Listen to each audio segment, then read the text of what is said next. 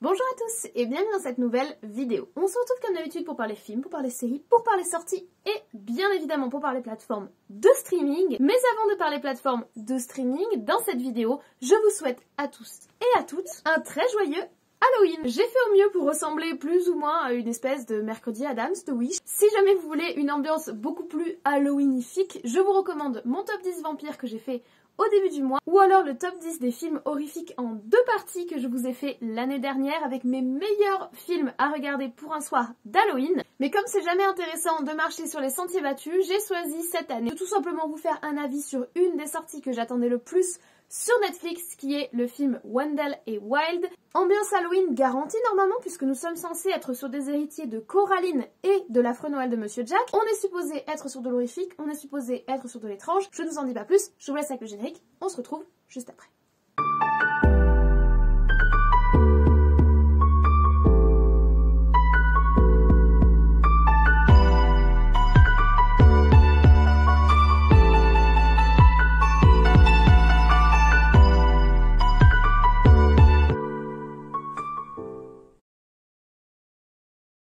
Alors, Wendell et Wild, de son titre original Wendell and Wild, puisque c'est un film américain, est sorti le 28 octobre 2022 sur la plateforme de streaming Netflix. C'est donc un film en stop motion, comme je vous l'ai dit. Aujourd'hui, la stop motion, c'est quelque chose qui se fait très peu. On en a déjà parlé sur la chaîne parce que moi, j'adore ça. On en a parlé pour Ruby tombée du nid, qui était déjà une production Netflix. On en a également parlé pour l'exceptionnel Jughead, que je vous recommande par ailleurs. Je vous recommande la vidéo où je vous en parle un peu plus parce que c'est une œuvre titanesque. Moi, la stop motion, j'adore ça. Et comme c'est quelque chose qui devient assez rare, c'est quelque chose qui devient assez luxe. C'est quand même une marque de fabrique et un savoir-faire qui demande beaucoup de temps et beaucoup d'investissement et qui quand même normalement une promesse de qualité. C'est pour ça que chaque fois qu'un film en stop motion sort, j'ai juste trop hâte de le découvrir. Celui-ci dure 1h45, qui est une durée assez importante pour un film de ce style-là, puisque en général ce genre de productions sont un peu plus courtes qu'un film d'animation ou un film classique, justement du fait du travail titanesque qu'il y a derrière. Et il est surtout réalisé par Henry Selick, qui est un énorme spécialiste en la matière, puisque c'est quand même le papa du film le plus magistral en stop motion qui est Coraline et de son concurrent qui est l'affreux Noël de Monsieur Jack. Henry Selick, c'est un scénariste, réalisateur et producteur qui est donc derrière de très nombreux films d'animation et notamment films d'animation en stop motion de ces dernières années. Il a commencé en 1981 chez les studios Disney puisqu'il a notamment travaillé sur le film Rox et Rookie, ainsi qu'en 1985 sur l'excellent Taram et le chaudron magique, qui est vraiment trop sous-coté et qui est beaucoup trop drôle. Moi j'aime beaucoup ce film. Faut reconnaître qu'il est un peu trash pour des gosses parce qu'il y a des scènes qui sont un peu hardcore, mais moi je suis une grande fan de Taram et le chaudron magique et j'aimerais vraiment qu'on en parle plus. C'est en 1993 avec donc le partenariat au scénario de Tim Burton qu'il revient avec son très célèbre L'affreux Noël de Monsieur Jack. Et 3 ans plus tard, il réalise également Jack et la pêche géante, qui est un très bon film de stop motion, un peu plus échevelé, pas dans le même style gothique un peu sombre qu'on a pu avoir avec Tim Burton, mais c'est quand même un film qui vaut le détour. Mais pour moi, l'apothéose de sa carrière en tant que réalisateur, notamment de stop motion, c'est en 2009 lorsqu'il réalise l'exceptionnel Coraline, qui est un film traumatisant, hein, il faut le dire, il est traumatisant, mais il est incroyable. Il y a un sous-texte qui est génial, c'est un film qui est à la fois à la destination, peut-être pas des enfants, mais des adolescents et des adultes. Il y a plusieurs couches de lecture et puis le travail d'animation, le travail de créativité, l'intelligence du scénario, c'est une adaptation à la base, c'est un roman. L'intelligence du scénario, de création des personnages, ce film est magistral. Si vous n'avez jamais vu Coraline, franchement sautez dessus, c'est son œuvre majeure pour moi. Du moins jusqu'à aujourd'hui, puisqu'il revient en 2022 pour nous proposer sa nouvelle production originale, en collaboration notamment avec Jordan Peele. Car oui, c'est Wendell et Wild est réalisé par Henry Selick. Il est surtout scénarisé par Jordan Peele, qui participe également à la réalisation du film et qui est doubleur pour un des personnages, un des petits démons, celui qui s'appelle Wild. Jordan Peele, on en a déjà parlé sur la chaîne, c'est un réalisateur qui est très montant à Hollywood. Il est en train de se faire un nom assez majeur, notamment dans le domaine de l'horreur et de l'ambiance horrifique. Il a notamment réalisé Get Out, pour lequel il a eu l'Oscar du meilleur scénario. Là, il revient avec le scénario donc de ce Wendell et Wild. On peut donc en attendre beaucoup de sa part, même si c'est sa première production en animation. Il a également réalisé le film Us, que personnellement j'aime beaucoup, plus que Get Out d'ailleurs. Et cette année, il nous a apporté le film Nope, qui a pas mal divisé, mais qui moi personnellement m'a convaincu, au moins sur le visuel, avec franchement des plans qui sont assez impressionnants. Une réalisation tout en finesse avec tout un sous-texte, notamment social, qui est un peu la signature de son œuvre. Donc ce film marque le partenariat entre deux grands noms, un qui est installé depuis plusieurs années dans le domaine de l'animation et un autre qui est en train de se faire une place notamment au niveau scénaristique. On peut donc se demander quel genre de résultat peut avoir la collaboration de deux visions du cinéma et de deux noms aussi reconnaissables et aussi connus. Mais avant de passer à la réalisation en elle-même, que nous raconte ce film? Nous suivons Kat, une jeune fille rebelle, orpheline, qui a perdu ses parents dans des conditions tragiques et qui a du mal à s'intégrer à la société, à fonctionner avec les règles de la société, d'autant plus qu'en fait, elle est suivie depuis des années par ses deux démons personnels. Elle, c'est pas des petits anges qu'elle a, c'est des petits démons, et elle découvre même qu'elle est une fille de l'enfer. Alors je vous laisserai voir le film pour savoir exactement ce que signifie être une fille de l'enfer, mais en tout cas, on est vraiment, une fois encore, dans le domaine de l'animation, c'est très courant, sur une jeune fille qui va essayer de trouver sa place dans la société, trouver sa place dans le monde et essayer de fit in, comme disent les Américains, de s'intégrer tout en restant elle-même avec ses particularités. C'est un sujet de fond qui a été battu et rebattu et qu'on nous propose encore une fois d'aborder dans ce film. On commence comme toujours avec la direction artistique. Le premier bon point, c'est qu'il y a beaucoup d'idées. Il y a beaucoup de choses très intéressantes. Bon, déjà, le stop motion est par nature très intéressant. Si vous voulez en savoir plus, je vous avais développé tout le stop motion, comment ça fonctionne, etc. dans ma vidéo sur Ruby Tournée du Nid, qui était un court-métrage, donc j'en avais profité du temps de la vidéo pour revenir avec vous vraiment sur cette pratique très spécifique du cinéma d'animation. Donc revoir ça, c'est toujours un plaisir. Un peu dommage que ce soit la plateforme Netflix qui se fasse maintenant le fer de lance de ce genre de production. C'est des productions qui prennent énormément de temps, qui demandent un investissement artistique et un investissement personnel énorme. Et maintenant, il y a quasiment que Netflix qui nous propose ça. C'est un petit peu dommage par ailleurs, mais bon, heureusement qu'ils sont là après tout. D'autant plus que c'est également sur Netflix et financé par Netflix que va sortir le film de Guillermo del Toro sur Pinocchio, qui est également du stop motion. Donc il semble avoir un petit peu une sorte de monopole sur les studios de stop motion maintenant. Le film nous propose des flashbacks, notamment avec une espèce de pratique dans un style un petit peu ombre chinoise que j'ai beaucoup aimé, qui m'a fait d'ailleurs penser au film Prince et Princesse, qui est encore un autre genre de cinéma d'animation par ailleurs magnifique. Mais j'ai aimé ce côté-là, je trouve qu'on en voit d'ailleurs pas assez dans le film. Tous les lieux de tournage sont absolument superbes. On retrouve un petit peu la patte, pour le coup, de l'Affreux Noël de Monsieur Jack, avec des lieux enneigés, avec des cimetières. On est sur quelque chose d'assez ténébreux, puisqu'on aborde les démons, etc. Donc on va être beaucoup plus proche au niveau visuel de l'Affreux Noël de Monsieur Jack. Voir également des noces funèbres. Vraiment une identité visuelle extrêmement particulière pour le coup. Mais on retrouve vraiment toute la minutie, tout le détail et toute l'intelligence et toute la créativité. On sent presque un impact Tim Burton sans qu'il soit là, ce qui est assez impressionnant d'ailleurs. Ça montre à quel point la collaboration entre le réal et Tim Burton en tant que scénariste et en tant que directeur artistique du film avait été importante. Il y a tout un usage des contrastes de couleurs qui est intéressant, les palettes de couleurs avec une évolution en fonction de l'humeur. On sent vraiment que la palette de couleurs s'élargit au fil du temps et au fil de comment elle évolue durant le film et ça c'est intéressant aussi. Maintenant il y a quand même des petits bémols, il y a les transitions qui sont vraiment dommageables, il y a des moments j'ai pas compris, ils ont tenté des trucs. Alors en soi c'est pas du tout mauvais de tenter des trucs et ça fait plaisir à voir, mais il y a des moments, tu sais pas, c'est moins convaincant, t'as des moments t'as l'impression que c'est moins abouti. Franchement il y a des transitions qui m'ont vraiment déplu. Et même visuellement, il y a des moments, t'as l'impression qu'ils s'éparpillent en fait. À force de tenter plein de choses différentes, et on va le voir, c'est pas que dans la direction artistique, c'est aussi dans le scénario, etc.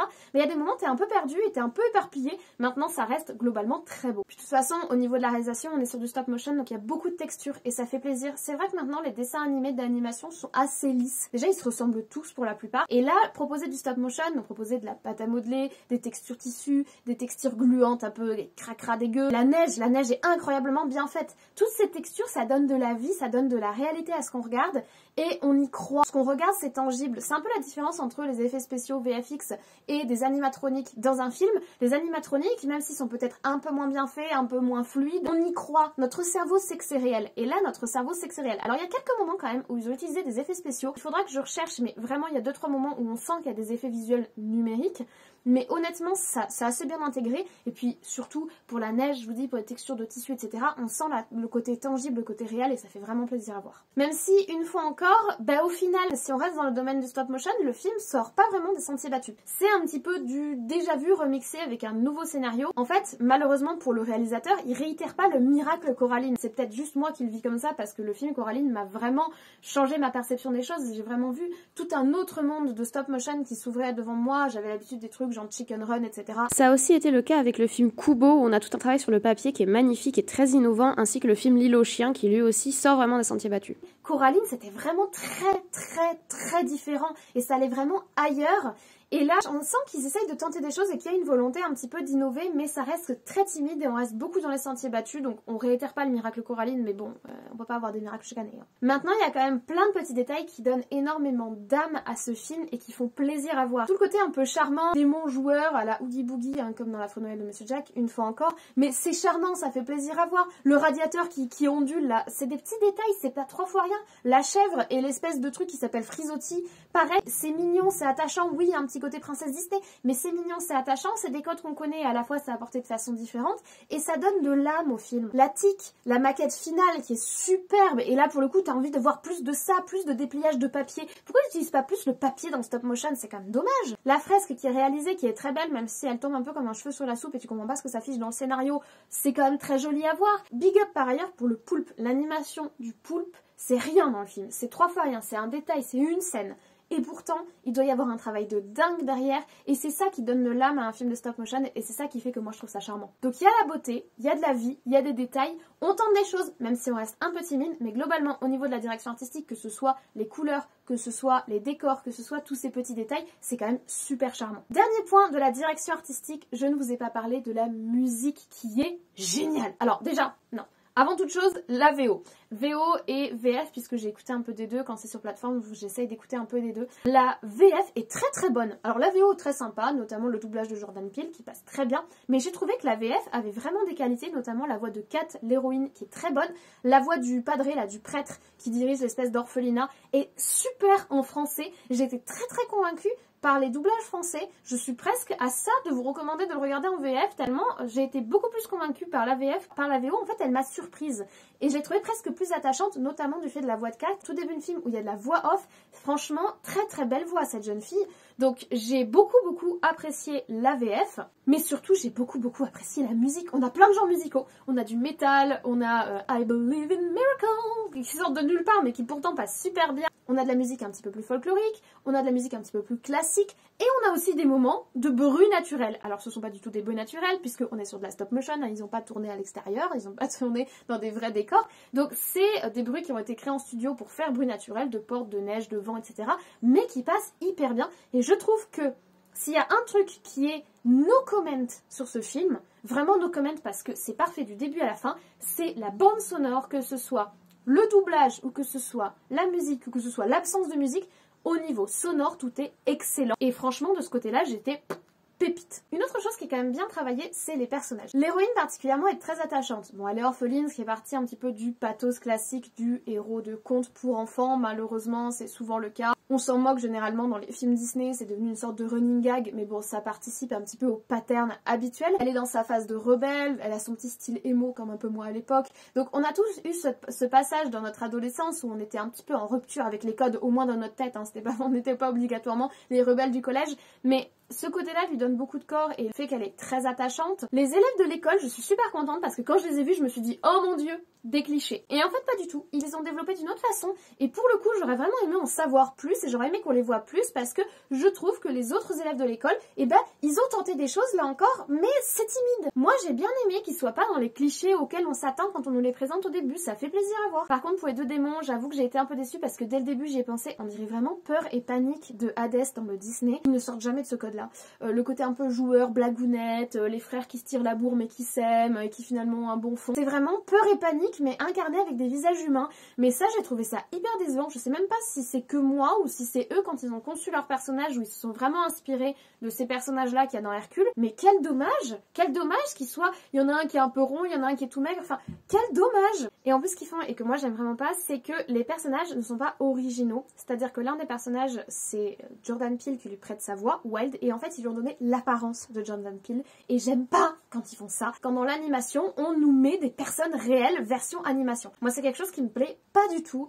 Ils le font assez souvent et vraiment personnellement ça me gêne parce que du coup pendant tout le film la seule chose que je voyais dans ce personnage c'est pas le personnage démon qu'il incarnait, c'est Jordan Peele. Ils le font beaucoup dans l'animation puisqu'ils choisissent un petit peu une tête d'affiche. Par exemple comme ils ont fait pour Buzz l'éclair, ils ont choisi Chris Evans et oui Buzz l'éclair ressemble à Chris Evans et ben moi je trouve ça gênant. Enfin je veux dire t'as un personnage, t'as toute la latitude de l'imagination pour le créer et t'es obligé de t'inspirer d'un personnage réel. Quelle est l'utilité de faire ça? Je ne sais pas mais moi je trouve ça assez gênant. Donc pour les personnages c'est encore une fois un petit peu en demi-teinte et c'est dommage. Il y a de l'idée, une fois encore il y a de l'idée, tu sens qu'il y a eu des bonnes ondes, des bonnes réflexions, mais ça va pas jusqu'au bout, il y a quand même des petits bémols. Et malheureusement, c'est un petit peu le même constat pour le rythme. Le début est très rushé, et du coup, se sert de clichés pour aller vite, le cliché de l'orpheline, de l'accident, etc.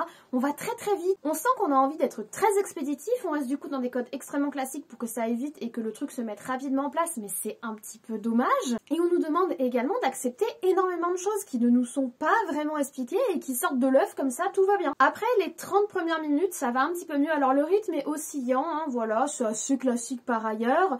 Et puis tout est plutôt prévisible, soyons honnêtes. En fait, on est plus charmé par l'ambiance, on a plus envie d'aller de décor en décor et essayer de voir comment évoluent les personnages, même s'il y a tellement de personnages que c'est difficile de les faire évoluer, que vraiment porté par un rythme et par un enjeu majeur, puisqu'au final, je me suis rendu compte au milieu du film que je savais pas trop ce que c'était que l'enjeu. Qu'est-ce qui menaçait? Qui est le méchant, entre guillemets? Alors oui, il y a toute une démarche de réflexion, notre personnage principal évolue et on retrouve un petit peu le schéma initiatique. Mais le problème de ce schéma initiatique, c'est que on sait pas où on va, on navigue un peu à vue, puisqu'on nous donne pas trop les codes, on sait pas trop pourquoi lui arrive ça, qu'est-ce qui se passe dans cette ville, qui sont ces gens. Ils nous introduisent par exemple le personnage de Donald Trump noir, que je trouvais par ailleurs assez drôle, mais complètement sous-exploité et très très cliché malheureusement. Du coup malheureusement on reste un petit peu en surface et c'est pas très pertinent, mais bon voilà, on peut se cacher derrière le fait que c'est un film à destination des enfants, mais j'aime pas trop quand on fait ça. Donc on nous introduit des personnages comme ça, mais sans trop savoir exactement ce qu'ils veulent. Au final, le plan final, il nous est dévoilé quoi, 15 minutes avant la fin, juste avant le grand combat. C'est malheureux, mais t'as l'impression que tout est rushé et qu'ils ont essayé de mettre beaucoup de choses et beaucoup d'idées différentes, mais sans vraiment aller jusqu'au bout de leurs propos à chaque fois. Ce qui fait que le rythme est sympa, tu te laisses emporter par le film, notamment comme je vous l'ai dit grâce aux musiques, mais en fait, moi j'avais l'impression d'un gros dommage parce qu'ils ont un univers fort, une énorme créativité, le stop motion qui est un outil incroyable et qui crée des visuels et des ambiances superbes, mais on dirait qu'ils n'ont pas su faire de choix, ils n'ont pas su décider et c'est pareil pour les messages du film. Alors dans les messages du film, en fait j'ai l'impression qu'il y a eu deux visions et qui fait qu'il y a deux messages qui s'entrechoquent et qui ont du mal à se remixer et à créer une seule identité. On retrouve un petit peu tout d'abord les mêmes messages que dans Coraline, le fait d'avoir du mal à s'intégrer dans sa famille, le fait de se construire un foyer, la rébellion de l'adolescence, la création de son identité en opposition à ses parents mais aussi en accord avec eux-mêmes. Vous savez, c'est tout ce débat, l'enfant se construit autant par mimétisme de ses parents que par opposition à eux, et on avait vraiment ça qui était abordé dans Coraline et on a ça qui est encore abordé dans le film. En plus, là, on aborde le deuil et la culpabilité, le fait de se faire inconsciemment du mal à soi-même pour des fautes qu'on aurait commises, et ça pourrait être super intéressant si le film se centrait là-dessus. Mais on a un autre pendant qui va être des enjeux plus sociaux qui, eux, sont typiques de la filmographie de Jordan Peele. Le premier paramètre, ça va être une forte inclusivité et une forte représentativité dans le film, qui pour le coup passe extrêmement facilement, mais à l'inverse, on a une surreprésentation des enjeux sociaux, du capitalisme, du milieu carcéral, de la réinsertion, de la justice sociale, les thématiques religieuses également qui sont abordées, la diversité, l'identité, notamment l'identité de genre. Bref, comme d'habitude, ils ont pris le gros saladier et ils ont mis tout un tas de trucs dedans. En soi, toutes ces thématiques sont importantes et sont intéressantes, mais il aurait fallu faire des choix. Là, t'as l'impression que l'histoire et le film sont complètement étouffés par cette masse extrêmement touffue de messages et de réalités sociales, économiques et idéologiques qu'ils essayent de passer dans le film. Et c'est trop lourd. C'est trop lourd pour le film qui déjà a un scénario qui est très cliché, très basique mais pas très développé. Beaucoup de personnages qui du coup sont tous un peu survolés sauf l'héroïne. Et donc ta base qui est déjà pas très solide doit supporter tout ça. Et je suis désolée, ça match difficilement. Et c'est dommage, ils auraient dû faire des choix, vraiment ils auraient dû faire des choix. Alors je comprends qu'ils aient envie de tout mettre et qu'ils aient envie de parler de plein de choses dans leur film. Ou alors tu fais pas sur 1h45, tu fais 2h35. Le problème c'est que 2h35 de stop motion ça fait beaucoup de boulot en plus. Franchement il aurait fallu faire des choix parce que je trouve que ça étouffe le film. Le film est étouffé par son message, par ses messages, plein de messages très nombreux. Et en plus ça fait qu'il y a des scènes qui tombent un petit peu comme un cheveu sur la soupe. La scène de la fresque qui est super touchante et très belle. T'as pas une sorte de reveal, un grand moment émotionnel, parce que quoi, t'as eu deux scènes qui t'introduisent ce passage, et t'as pas vraiment un côté touchant et majeur à ce moment-là, et c'est vraiment dommage, parce que, en fait, ce n'est qu'un des énièmes arcs et un des énièmes messages sociaux que le film a voulu transmettre. Je pense qu'en fait, c'est surtout ça qui m'a posé problème dans le film, c'est que le film ne se décide pas, il ne sait pas donner une ligne de conduite claire. Le film va un peu dans tous les sens, créativement, artistiquement, idéologiquement et scénaristiquement. Et du coup, ça fait que malheureusement pour lui, le film est instable parce que il n'a pas des bases assez solides et il n'a pas fait des choix assez forts au départ. Donc j'en arrive à mon bilan. Je trouve que c'est un film qui vaut le détour, qui est très sympa. Le stop motion, c'est toujours très agréable. Il y a une créativité non dissimulée. Ils ont voulu tenter des choses, même s'ils ne sont pas forcément allés jusqu'au bout. Je trouve que c'est un film qui ne se hissera pas à la hauteur de l'Affreux Noël de Monsieur Jack et de Coraline, mais qui s'en inspire grandement, du moins de l'Affreux Noël de Monsieur Jack. On sent presque, comme je vous l'ai dit, une patte Tim Burton alors qu'il n'est pas là. Maintenant, je suis pas certaine que la collaboration entre Henry Selick et Jordan Peele ait été si fructueuse que ça, très honnêtement. honnêtement. Parce qu'en fait, j'ai l'impression qu'il y a deux visions qui se sont un petit peu entrechoquées et qui ont eu du mal à fusionner dans ce film. Je pense que Jordan Peele est meilleur quand il scénarise et réalise ses propres films à lui et qu'il utilise sa vision personnelle du début à la fin. C'est peut-être parce qu'il s'est construit en tant que réalisateur, qui scénarise, réalise et produit ses propres films, qu'il a peut-être du mal à passer la main, j'en sais rien. Pour le coup, Henry Selick, je sais qu'il est totalement capable d'adapter la vision artistique de quelqu'un d'autre, puisqu'il l'a déjà fait plein de fois. Mais j'ai l'impression qu'il y a eu une mauvaise synergie entre les deux. C'est pas forcément négatif, c'est pas dramatique, mais ça fait que le film est instable, que le film est pas solide sur ses bases. C'est pas exactement où il va, où il veut aller. Il a pas défini des lignes claires et ça se sent au visionnage, malheureusement. Maintenant, vraiment, ça reste une très bonne expérience. J'ai beaucoup aimé regarder le film, j'ai passé un bon moment, mais c'est pas un coup de cœur parce que il y a un sentiment d'inabouti. Voilà, je vous remercie d'avoir regardé cette vidéo sur Wendell and Wild jusqu'au bout. Si vous l'avez appréciée, n'hésitez pas dès maintenant à mettre un petit like, ça fait toujours très plaisir. N'hésitez pas surtout à me laisser un commentaire. Est-ce que le film vous tente? Est-ce que vous l'avez déjà vu? Qu'est-ce que vous en avez pensé? Est-ce que vous comptez le voir après cette critique ou pas du tout? Est-ce que vous aimez le travail de Henry Selick ou le travail de Jordan Peele? Dites-moi tout en commentaire. Si ce n'est pas encore le cas, n'hésitez pas également à vous abonner, c'est gratuit et ça fait toujours plaisir. En plus, si vous activez la cloche, ça vous permet d'être tenu au courant des sorties de vidéos, des posts communautaires et des petits shorts de suivi des séries qu'on suit chaque semaine sur la chaîne. Je ne vous embête pas plus, je vous souhaite une très bonne journée, une très bonne semaine et également un très joyeux Halloween si vous voyez cette vidéo le jour de sa sortie. Prenez soin de vous et à très vite.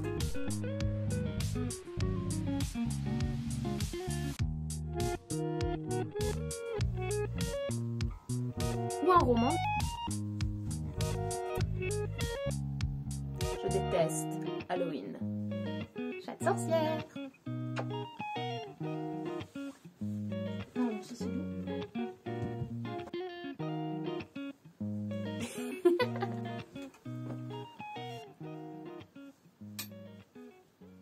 Base et que le film, voilà, il sait pas exactement. Je déteste Halloween, je déteste les fêtes, je déteste les gens, je déteste cet enthousiasme débordant, ça me débecte. Et je déteste les citrouilles. Ça, c'est un peu plus Mercredi Adams.